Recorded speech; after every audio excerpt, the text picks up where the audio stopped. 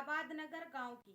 गांव का नाम आबाद नगर और आज़ादी के 70 साल बाद भी गांव में केवल प्राइमरी स्कूल सरकार कहती है हमने महिलाओं के लिए बहुत कुछ किया, लेकिन आज़ादी के 70 साल बाद भी गांव के बेटियों के लिए प्राइमरी के बाद स्कूल नहीं। बेटियों को आगे की पढ़ाई के लिए 7 किलोमीटर शहर में जाना पड़ता है शिक्षा ग्रहण करने के लिए।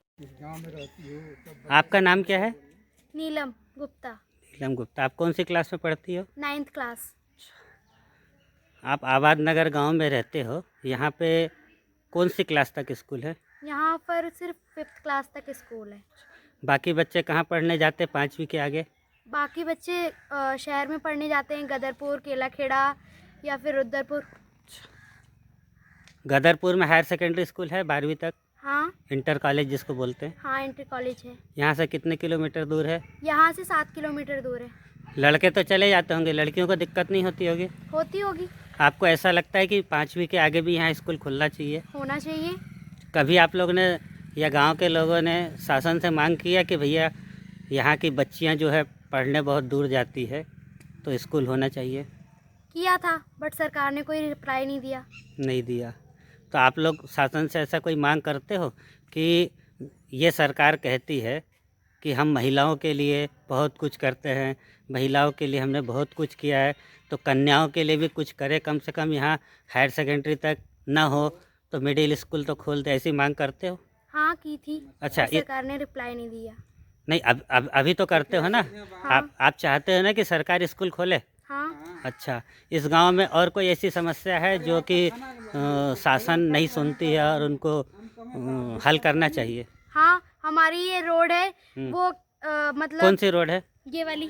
अच्छा, ये रोड है। हाँ। मैं इतनी बड़ी हो गई लेकिन ये अभी तक ये रोड बन नहीं सकती है। अभी बनी नहीं है? बनी नहीं है। अच्छा।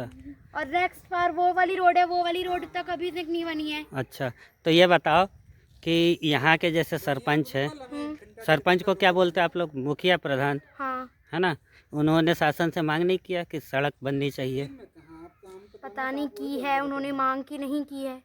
हम तो उनसे कह कर थक गए कि हमारी ये रोड बनवा दी। नहीं बनाते। और कोई समस्या? और कोई समस्या यही है कि स्कूल नहीं है ज़्यादा। बाकी बिजली पानी की व्यवस्था ठीक है? हाँ, बाकी सब तो ठीक है। खेती किसानी के लिए सिंचाई की व्यवस्था ठीक है? हाँ, वो ठीक है, सिंचाई व्यवस्था। किस चीज़ से होती है? नहर से? हाँ, नहर से। अच्छा, नहर से होती है। तो ये जो नहर बना हुआ है, ये कौन से डैम का पानी आता है इसमें? रुद्रपुर डैम। पूरा पानी हो जाता है खेत में? कोई दिक्कत नहीं आती है? नहीं। फसल क्या क्या होती है यहाँ पे? फसल होती है गेहूँ, धान, गन्ना और सरसों, मटर। इस गांव में ज़्यादातर किसान है कि व्यापारी हैं? ज़्यादातर मजदूर हैं। मजदूर है और किसान। हाँ। तो अच्छा, मजदूरों के लिए रोजगार आसानी से मिल जाता है कि उनको दिक्कत होती है? थोड़ा बहुत है, थोड़ी बहुत दिक्कत होती है, थोड़ा बहुत आसानी से मिल जाता है। किसानों के लिए खेती पर्याप्त है, उनका गुजारा हो जाता है?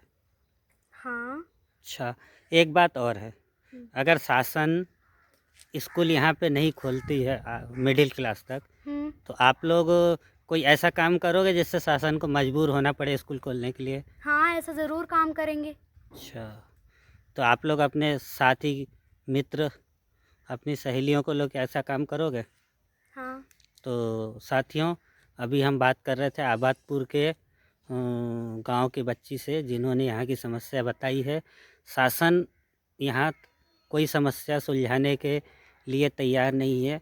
देश को आज़ाद हुए 70 साल हो गए। सरकार तो कहती है कि हम कन्याओं की, महिलाओं की बहुत इज्जत करते हैं, पर कन्याओं की पढ़ाई के लिए यहाँ पे 5वीं तक स्कूल है। आइए अब हम आगे की समस्याओं पर गांव के एक ऐसे व्यक्ति से बात करते हैं जो हमारे बहुत बुजुर्ग हैं और उनका हम नाम जानते हैं। साहब, आपका नाम बताइए। राम प्रकाश गुप्ता। अच्छा, इस गांव में आप कितने सालों से रह रहे हैं? भैया हमें तो 70 साल हो गए रहते हुए। आपको 70 साल हो गए? आपकी उम्र हो गई 70 साल की? नहीं, 50 साल हो गए। 50 साल, मतलब ये आपके पूर्वज लोग भी यही रहते हैं? हाँ। अच्छा, आपको क्या लगता है इस गांव में ऐसी क्या समस्या है जो हल होना चाहिए? सारी समस्या ही है। बताइए, एक समस्या बताइए। रोड नहीं है हमारे पास, परेशान है, रोड बच्चे नहीं है। स्कूल नहीं पहुंच पाते। तो स्कूल खुलना चाहिए। स्कूल बिल्कुल खुलना आप चाहिए लोग ने था। प्रयास किया? प्रयास तो नहीं किया। तो आप लोग प्रयास करेंगे, शासन के पास अपनी मांग लेके जाएंगे, तब तो बच्चियों के लिए स्कूल खुल पाएगा। ऐसा कोई व्यक्ति नहीं आया हमारे पास कि तो हम का प्रयास कर पाए। आप लोग आपके गांव के जो जनप्रतिनिधि चुनते हो, जो मेंबर होते हैं, जो प्रधान होते हैं, उनको लेके आप ये समस्या सरकार तक पहुंचा सकते हैं। वो अपने काम से व्यस्त है, हमारे सुनने को तैयार ही नहीं, नहीं है। लेकिन वोट तो आपने दिया है, तो जनप्रतिनिधि हैं आपके, तो आपकी तो पहले सुनेंगे वो। सुनते तो आज तक समस्या का समाधान नहीं हो जाता। आप वोट देना बंद कर दोगे तो सुनना चालू कर देंगे, आगे से ऐसे ही करना पड़ेगा। है ना। तो आप अपने साथ के सारे लोगों को जमा करके जनप्रतिनिधि को बोलो कि भाई आप हमारी बात नहीं सुनोगे तो अगली बार से वोट नहीं मिलेगा, तो ऐसा ही सुनेंगे। करें, अब आगे से ऐसे ही करेंगे। तो ये बच्चों की समस्याओं का निराकरण आप ही लोग कर पाओगे, क्योंकि ये छोटे छोटे बच्चे हैं, वो तो कर नहीं पाएंगे। ना, ये तो नहीं अच्छा, कर पाएंगे। ये बताइए कि इस गांव में ज़्यादातर किसान हैं कि व्यापारी हैं? ज़्यादातर तो किसान लोग हैं। किसान लोग हैं। उनके खेतों की सिंचाई की व्यवस्था ठीक ठाक हो जाती है? सिंचाई की व्यवस्था तो है, बढ़िया है। है।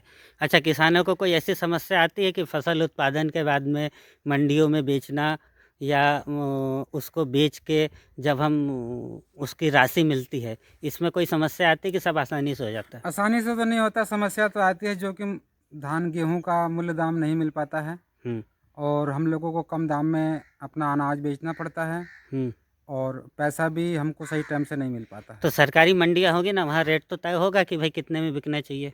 सरकारी मंडी है ही नहीं यहाँ पर। सरकारी मंडी में अगर हम लोग धान गेहूँ डाल देते हैं तो 2-2 3-3 महीना या 6-6 महीना पैसा नहीं मिलता। हुँ, अगर हम लोगों ने 22 दफ़े गन्ना डाल दिया आपने उसमें सरकारी कांटे पे, हुँ। तो 1-1 साल पैसा ही नहीं मिलता है। अच्छा, मतलब आप ये चाहते हैं कि हमारा उपज व्यापारी तो खरीदे, पर मतलब हमें दाम उचित मिलना चाहिए। हाँ, दाम सरकार तो एक दाम तय करे बिल्कुल। कि किसानों को जो दाम मिलना चाहिए, हुँ, उससे कम में व्यापारी किसान से ना खरीदें। ना खरीदें। अच्छा, इसी मांग को लेके तो दिल्ली में किसान बैठे हैं, तो ये सही बैठे हैं कि गलत बैठे हैं? भाई वो ये कहना चाह रहे हैं कि सरकार भले सब कुछ करे, 3 कानून लाए हैं कृषि बिल के, वो करें, लेकिन एमएसपी तय करें, जिससे अगर हम हमारी फसल मंडी को छोड़ के व्यापारी को बेचते हैं, तो वो व्यापारी हमसे एक रेट तय हो जाए कि धान इतने में ही खरीदेगा, इससे कम में नहीं खरीदेगा। तो इसके लिए किसान सही कर रहे हैं? सही कर रहे हैं। मतलब बिल्कुल, किसान की मांग जायज़ है, बिल्कुल जायज़ है। तो सरकार को उनकी बात मानना चाहिए। हाँ, बिल्कुल मानना उसमें से चाहिए। एक वो कह रहे हैं कि एमएसपी आप कानून में लाइए। आपने अभी कानून में लाया नहीं, आप कह तो रहे हैं कि हम एमएसपी ख़त्म नहीं करेंगे, पर इस बात की कोई गारंटी नहीं दे रहे हैं, लिखित में कानून में उस चीज़ को नहीं ला रहे हैं, तो वो लाना चाहिए कानून में, हाँ, लाना चाहिए। है ना। तो आप इस बात से सहमत हैं? हाँ। तो धन्यवाद साथियों।